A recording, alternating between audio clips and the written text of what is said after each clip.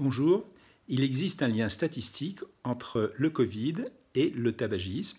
En effet, dans les séries chinoises découvertes il y a 7-8 semaines, dans les séries américaines publiées depuis 3 semaines, dans une série française publiée tout récemment, il y a beaucoup moins de fumeurs qu'attendu chez les patients atteints de Covid, en particulier hospitalisés. Une nouvelle étude de Crépy-en-Valois montre, dans une étude cette fois-ci prospective, qu'il y a beaucoup moins de fumeurs chez ceux qui sont sérologie positive pour le Covid que chez ceux qui sont sérologie négative. Donc il y a clairement quelque chose, 4-5 fois moins de fumeurs. Est-ce que c'est un lien causal ou pas? Est-ce que c'est la fumée? Est-ce que c'est la nicotine? Pour le moment, on n'en sait rien, donc il faut étudier, explorer, rechercher. Ces faits sont connus depuis quelques semaines. Dans quelques semaines, on saura les interpréter. Aujourd'hui, on les interprète imparfaitement. Il y a un lien entre le Covid et le tabac, probablement du fait de la nicotine. Et les récepteurs nicotiniques sont placés sur la membrane des cellules bronchiques, à côté des récepteurs de l'enzyme de conversion de l'angiotensine 2, qu'on appelle ECA2, qui sont des récepteurs très particuliers parce que c'est juste là que vient se fixer le Covid pour rentrer dans la cellule. En effet, comme vous le savez ou vous ne le savez pas, les virus n'entrent pas par n'importe où dans les cellules. Il faut qu'il y ait un endroit très précis, une petite serrure pour rentrer dedans. Et d'ailleurs, dans le cas du Covid, par exemple, la serrure utilisée par le MERS, qui a donné une épidémie il y a quelques années, n'est pas la même que celle du Covid actuel, qui est exactement la même que le premier coronavirus qu'on avait eu en Chine. Donc il faut bien connaître le récepteur de chacun des virus. Et là, il y a une proximité des deux. Alors qu'est-ce qui se passe? Est-ce qu'il y a moins de récepteurs? Des études disent que oui, que non, que le tabac change un petit peu la régulation de cette enzyme qui est liée au système angiotensine-rénine, qui régule en particulier la tension artérielle. Ce n'est pas sûr, les études sont contradictoires. Est-ce que la proximité du récepteur de la nicotine et de celle du Covid fait que cette proximité favorise ou inhibe le passage du Covid à l'intérieur de la cellule? On ne le sait pas au jour d'aujourd'hui. Et on ne sait pas aussi ce qui se passe quand il y a beaucoup de récepteurs de nicotine qui ne sont pas occupés, en particulier chez un fumeur qui serait en sevrage brutal.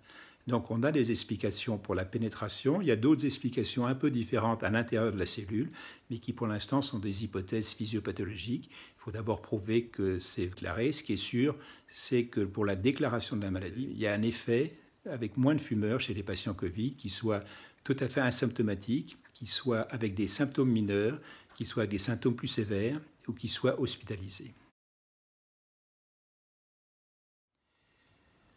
Pour toutes les maladies virales, il existe une aggravation de ces maladies chez les fumeurs. La fumée du tabac donne une inflammation des voies respiratoires et cette inflammation est la cause d'une aggravation aussi bien de la grippe que de la totalité des maladies respiratoires. Il n'y a aucune raison pour que la pneumopathie du Covid n'ait pas les mêmes effets et que le tabac n'aggrave pas ces maladies. Mais à côté de cet effet inflammatoire général, il y a peut-être, je dis bien peut-être, on n'en est pas du tout sûr, un effet protecteur sur le développement de la maladie, puisque les récepteurs nicotiniques pourraient empêcher, inhiber la progression de l'inflammation dans la cellule, spécifiquement induite par le Covid, et donc d'un côté avoir un effet désastreux, de l'autre côté un effet bénéfique, et que l'équilibre de ces deux effets n'est pas bien connu. On observe que chez les Covid, il n'y a pas beaucoup de BPCO, alors que normalement, on s'entend avoir beaucoup de BPCO. On observe que chez les Covid, il y a une mortalité un peu plus importante, 50% de formes plus sévères et un peu plus d'un doublement de la mortalité chez les fumeurs. Mais on ne sait pas si c'est des fumeurs qui continuent à fumer pendant toute la période où ils étaient hospitalisés, ou des fumeurs qui étaient substitués pendant cette période, ou des fumeurs chez qui on avait arrêté brutalement la nicotine, qui peut avoir des effets différents. Donc là encore, un champ d'exploration tout à fait inconnu. Il y a des arguments pour, des arguments contre.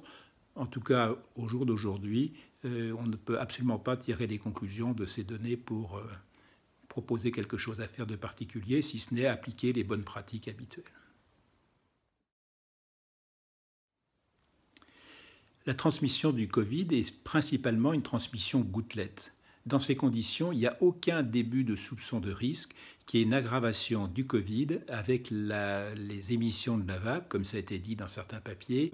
De plus, le propylène-glycol qu'il y a dans la vape est plutôt antiseptique, antiviral, et donc ce n'est pas un antiviral efficace, mais ça ne favorise pas.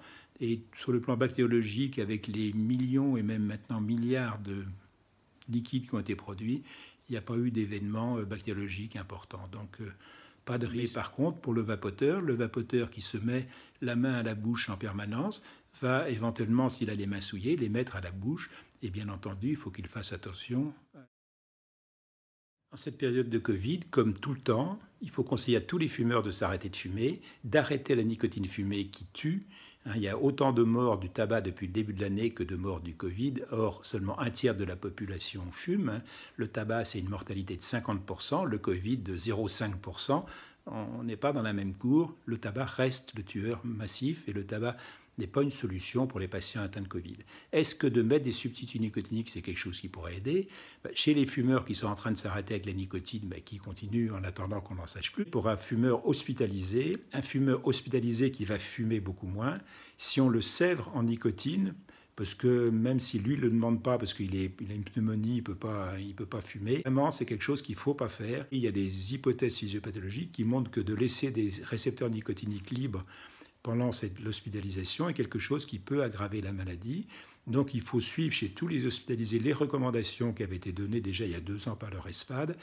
Quand on arrive à l'hôpital et qu'on est un fumeur dépendant, on se substitue à une dose efficace de nicotine avec des patchs et des formes orales pour ne pas avoir envie de fumer, pour être relax. Et en plus, ça pourrait peut-être vous éviter d'avoir le Covid. En revanche, si vous êtes non-fumeur, pas de nicotine, toujours le même discours.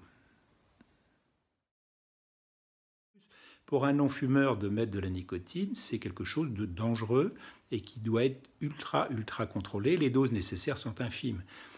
Beaucoup de mes malades que je fais arrêter de fumer prennent 50 mg de nicotine par jour.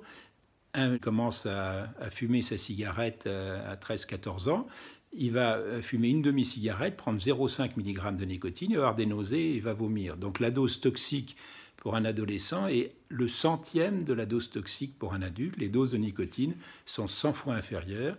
Et si jamais un jour on est amené à donner de la nicotine chez des sujets non-fumeurs, on a des doses toutes petites, qu'on ne connaît pas bien et qu'il faut vraiment étudier avant de passer à l'acte. Et de s'acheter un patch à 21 mg de se coller, c'est quelque chose de dangereux, parce que d'abord, ça va vous faire vomir au bout d'une demi-heure, ce qui n'est pas très grave. Mais après, vous avez un risque que la nicotine qui est restée dans votre peau pendant 1 heure ou 2 heures continue à libérer de la nicotine qui vous donne des ennuis cardiaques ou autres. Donc on ne touche pas à la nicotine quand on n'est pas fumeur avec n'importe quel outil. La transmission du Covid est principalement une transmission gouttelette. Dans ces conditions, il n'y a aucun début de soupçon de risque qui est une aggravation du Covid avec les émissions de la vape, comme ça a été dit dans certains papiers, ou même par la fumée du tabac, où là, les choses sont un tout petit peu plus suspectes parce que c'est des particules solides qui flottent longtemps dans l'air. Donc le risque est minime ou voire négligeable, et donc il ne faut pas en avoir peur. De plus, le propylène-glycol qu'il y a dans la vape est plutôt antiseptique, antiviral, et donc ce n'est pas un antiviral efficace, mais ça ne favorise pas. Et sur le plan bactériologique, avec les millions et même maintenant milliards de liquides qui ont été produits, il n'y a pas eu d'événement bactériologique. Par contre, pour le vapoteur qui se met la main à la bouche en permanence va éventuellement, s'il a les mains souillées, les mettre à la bouche. Et bien entendu, il faut qu'il fasse attention à tout ce qu'il met à la bouche. Et c'est pour le vapoteur, ce n'est pas pour son entourage.